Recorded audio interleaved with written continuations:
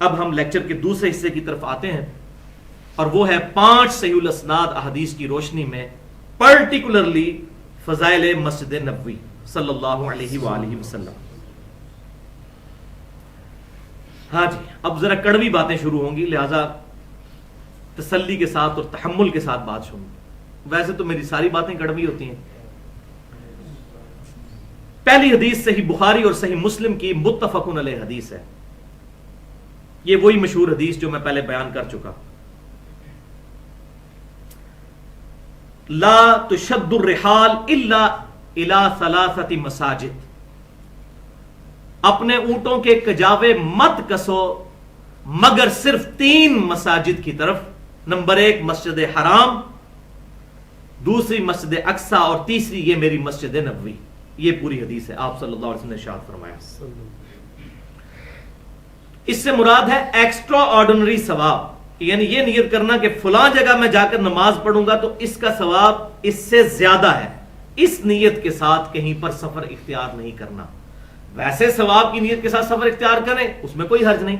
وہ صحیح مسلم میں حدیث ہے انٹرنیشنل نمبرنگ کے مطابق 6853 کہ آپ صلی اللہ علیہ وسلم نے ارشاد فرمایا، جو شخص علم دین حاصل کرنے کے لیے سفر اختیار کرتا ہے اللہ اس کے لیے جنت کا سفر آسان کر دیتا ہے۔ تو علم دین سیکھنے کے لیے یہاں بھی کئی لوگ دور دور سے آئے ہوئے ہیں لیکچر سننے کے لیے، تو یہ جنت کا سفر ہے صحیح مسلم کی حدیث کے تحت۔ لیکن آپ کی یہ نیت نہیں ہوتی کہ یہاں اکیڈمی میں آ کے نماز پڑھیں گے تو ہمیں اتنی 1000 نمازوں کا ثواب ملے گا، اس طرح کی نیت نہیں ہوتی، علم حاصل کرنے کی نیت سے آتے ہیں، تو یہ اس میں شامل نہیں ہے۔ اس سے مراد ہے خاص جگہ پر یہ نیت کرنا کہ اسی جگہ پر جا کے یہ کریں گے تو پھر ثواب ملے گا، ورنہ نہیں ملے گا۔ تو یہ دوسری حدیث سنن نسائی میں انٹرنیشنل نمبر کے مطابق 1430 نمبر حدیث ہے، بڑی کریٹیکل حدیث۔ سیدنا ابو ہریرہ رضی اللہ تعالیٰ عنہ کہتے ہیں کہ میں کوہ طور پر گیا اور وہاں میری ملاقات کعب بن احبار کے ساتھ ہوئی۔ کعب بن احبار نے آپ صلی اللہ علیہ وسلم کا مبارک زمانہ پایا لیکن اسلام قبول نہیں کیا۔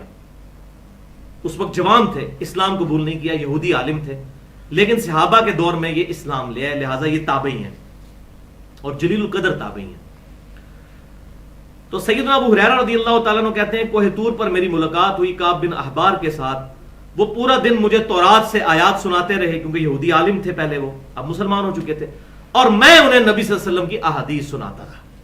یہ دیکھ لیں دونوں کا آپس میں گفتگو کیا ہے۔ یہاں سے ہمیں یہ بھی بات سیکھنی چاہیے کہ اللہ کے نیک بندے جب آپس میں بیٹھتے ہیں تو وہ اللہ رسول کی بات کرتے ہیں، الحمدللہ۔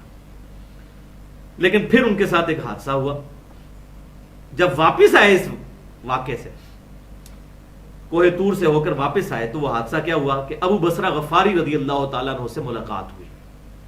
یہ حدیث ہم نے اپنے ریسرچ پیپر رسول اللہ کی آخری وصیتیں، ریسرچ پیپر نمبر 1، اس میں بھی یہ حدیث رکھی ہوئی ہے۔ تو ابو بصرہ غفاری رضی اللہ تعالیٰ عنہ نے کہا، اے ابو ہریرہ کہاں سے آ رہے ہو؟ انہوں نے کہا میں کوہ طور پر گیا تھا اور یہ ہوا۔ تو ابو بصرہ نے فرمایا اللہ اکبر، یہ ہے حمیت نبی صلی اللہ علیہ وسلم کی محبت کی، یہ ہیں وفا کرنے والے لوگ۔ انہوں نے کہا اے ابو ہریرہ کاش تو کوہ طور پر جانے سے پہلے مجھے مل لیتا تو میں ایک حدیث تجھے ایسی سناتا کہ تو کبھی بھی کوہ طور پر نہ جاتا، کہ میں نے اپنے محبوب صلی اللہ علیہ وسلم سے سنا کہ 3 مساجد کے علاوہ کسی جگہ کا سفر ایکسٹرا آرڈنری ثواب کی نیت کے ساتھ مت کرنا۔ مسجد الحرام، مسجد اقصی اور مسجد نبوی۔ یہ بات سنی تو حضرت ابو ہریرہ رضی اللہ تعالیٰ عنہ خاموش ہو گئے۔ حالانکہ کوہ طور کے نام پر پوری سورت ہے، پارہ نمبر 27 میں سورہ طور، اور اللہ نے اس پہاڑ کی قسم یاد فرمائی ہے، وَالطُّورِ وَكِتَابٍ مَّسْطُورٍ۔ اس کے باوجود سیدنا ابو بصرہ غفاری رضی اللہ تعالیٰ عنہ نے کوہ طور پر ثواب کی نیت کے ساتھ جانے کو آپ صلی اللہ علیہ وسلم کی نافرمانی شمار کیا۔ اللہ، لیکن اب یہاں پر آ گئی ایک ایکسیپشن۔ اب میں اس حدیث کو بریف کرنے لگا ہوں جو اکثر لوگوں کو بات سمجھ نہیں آئی، جہاں پر میں سمجھتا ہوں کہ امام ابن تیمیہ اور ان کے چند فالورز جو ہیں وہ ٹھوکر کھا گئے، اس حوالے سے میں وہ چیز بھی پوائنٹ آؤٹ کر دوں۔ جس طرح میں نے امام سبکی اور ان کے فالورز بریلوی اور دیوبندی اور اہل تشیع کا رد کیا، تو اب یہاں پر بھی میں بتاتا ہوں کہ غلطی انہیں کہاں لگی۔ وہ حدیث ہے صحیح بخاری اور صحیح مسلم کی متفقن علیہ حدیث، بخاری میں 1193 نمبر اور مسلم میں 3390 نمبر۔ کہ سیدنا ابن عمر رضی اللہ تعالیٰ عنہ کہتے ہیں کہ آپ صلی اللہ علیہ وسلم ہر ہفتے والے دن، ہر ہفتے کو کبھی پیدل اور کبھی سوار ہو کر مسجد قباء تشریف لے جایا کرتے تھے اور وہاں پر جا کر 2 نفل ادا فرمایا کرتے تھے.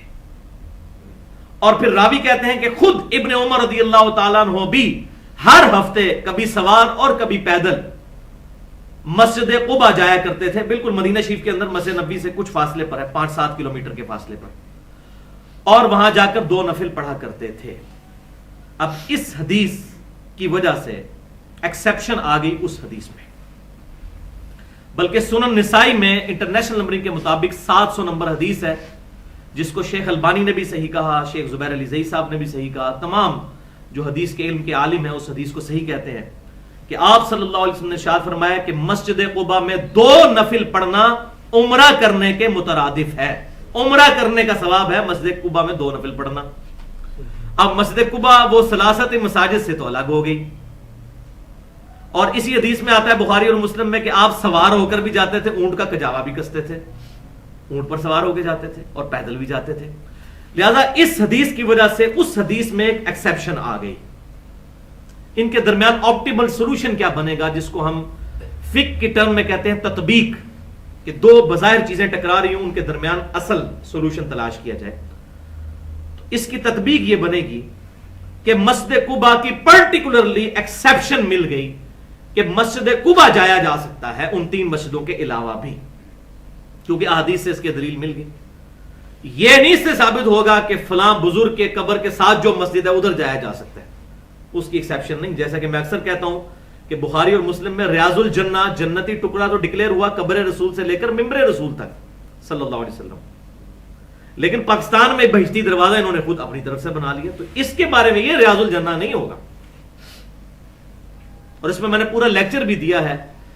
مسئلہ نمبر 43 کے نام سے 2.25 گھنٹے کی گفتگو ہے، وسیلہ اور توسل کے صحیح احکام و مسائل.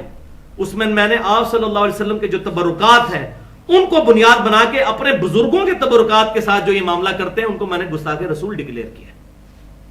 اور اسی لیکچر میں نے امام ابن تیمیہ کی جو غلطی ہیں کہ جو انہوں نے ابن عمر کو اپنی کتاب اقتداء صراط مستقیم میں بدعتی کہا کہ وہ رسول اللہ کی جگہوں کو تلاش کر کر کے وہاں پر نماز پڑھتے تھے، معاذ اللہ استغفر اللہ، ان کو بدعتی کہا. میں نے ان کا بھی علمی محاسبہ کیا. تو جو حق بات ہے وہ کرنی ایک مسلمان کی ذمہ داری ہے اور ایک مبلغ کی. لہذا ایکسیپشن ہے مسجد قباء کی. اور دوسری تطبیق یہ ہے کہ مسجد قباء مدینہ شریف کے اندر موجود ہے، اس کے لیے سفر اختیار نہیں کرنا پڑتا. سفر کی ڈیفینیشن تو ہوتی ہے اپنا شہر چھوڑ کر، لہذا وہ مدینہ شریف کے اندر ہے موجود. اس اعتبار سے بھی وہ اس ایکسیپشن میں آ جاتی ہے، وہ 3 مساجد والی حدیث کی. تو یہ جو میں ایکسیپشن کہہ رہا ہوں وہ تو موجود ہے. جیسا کہ ہم نے بخاری اور مسلم کی حدیث سنی کہ آپ صلی اللہ علیہ وسلم نے کوئی بھی کانٹا یا کوئی درخت اکھاڑنے سے مکے اور مدینے کا منع کیا ہے، لیکن ساتھ ہی ارخر گھاس کی ایکسیپشن ہے کہ اس کی اجازت دے دے. تو یہاں بھی مسجد قباء ایک ایکسیپشن موجود ہے، استثناء جسے اردو میں ہم کہتے ہیں. تو ان احادیث کی بنیاد پر جو مسجد قباء کے بارے میں ہے، اپنے بزرگوں کے مزارات کا سفر کرنا یا اس حوالے سے ٹریولنگ کرنا، اس کو بنیاد بنانا یہ غلط ہے. اور پھر بعض لوگ اس درجے غلوب میں گئے کہ انہوں نے کہا وہ 3 مساجد والی حدیث منسوخ ہو گئی ہے مسجد قباء والی حدیث سے. وَلِعَاذُ بِاللَّهِ تعالیٰ منسوخ کیسے ہو گئی ہے؟ اگر منسوخ ہوئی ہوتی تو سیدنا ابو بصرہ غفاری رضی اللہ تعالیٰ عنہ انہوں نے تو خود حضور صلی اللہ علیہ وسلم سے وہ حدیث سنی تھی 3 مساجد والی، اور راوی اپنے حدیث کے فہم کو سب سے زیادہ جانتا ہے. انہوں نے حضرت ابو ہریرہ کو ڈانٹ دیا کوہ طور جانے پر. منسوخ کہاں سے ہوئی حدیث؟ منسوخ نہیں ہوئی.